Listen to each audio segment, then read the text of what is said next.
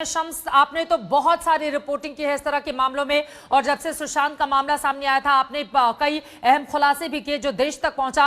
अब मेरा अगला सवाल आपसे यह है, भारती सिंह की गिरफ्तारी, क्योंकि बीच के दौर में जब दीपिका पादुकोण, सारा अली खान, श्रद्धा कपूर, इन सभी से पूछताछ खत्म हो जाती है, उसके बाद अब देर तक सन्नाटा रहता है एनसीबी दफ्तर में। उसके बाद फिर अर्जुन रामपाल और उनके ड्राइवर पर शिकंजा कसता है, एक के बाद एक दूसरे भी नाम सामने आते हैं। और अब भारती सिंह की यह गिरफ्तारी, ये क्या बताती है? एनसीबी का एक्शन लगातार जारी है।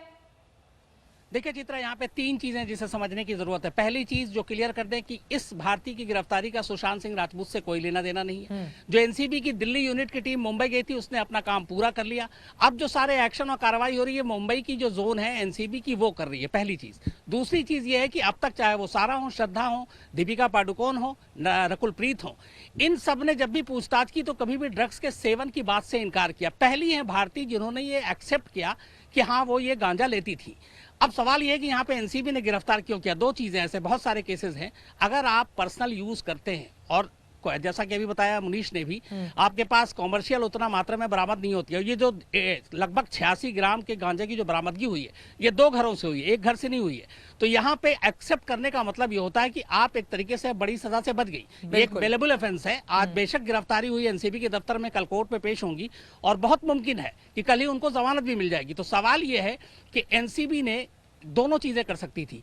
यहाँ पे गिरफ्तारी की जरूरत क्या थी या नहीं थी, ये कल अदालत में पता चलेगा। लेकिन अगर उन्होंने एक्सेप्ट कर लिया कि मैंने यूज किया और एक कॉमर्शियल क्वांटिटी नहीं मिली है, तो फिर ये बहुत बड़ा मामला नहीं हुआ। नंबर 2, जो ड्रग पेडलर है जितने, उनके जरिए इन लोगों तक पहुंचा गया, चाहे वो अर्जुन रामपाल हो या भारती हो, भी आगे भी कई और नाम ऐसे आएंगे। लेकिन सबसे बड़ा सवाल एनसीबी को लेकर ही उठ रहा है, वो ये कि आप इन लोगों को बुलाते हैं, पूछताछ करते हैं, उसके बाद 1-2 को गिरफ्तारी करते हैं, फिर जमानत मिल जाती है।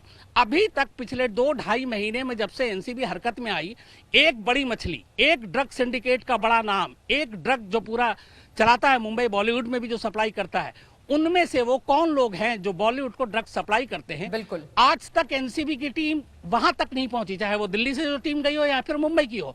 सिर्फ ये छोटे छोटे पेडलर जो आज भी एनसीबी के आप रिलीज देखें, उसमें 50 ग्राम, 20 ग्राम, 80 ग्राम ऐसे उनके पास से बरामदगी दिखाई जाती है और उसके बाद फिर दूसरे को उठाया जाता है। सवाल यह है कि इतनी बड़ी मात्रा में जब ड्रग सप्लाई हो रही है, तो फिर बड़ी मछली तक आज भी एक भी हाथ, एक भी बड़ा नाम सामने क्यों नहीं आया? ये एनसीबी के ऊपर एक सवाल उठता है।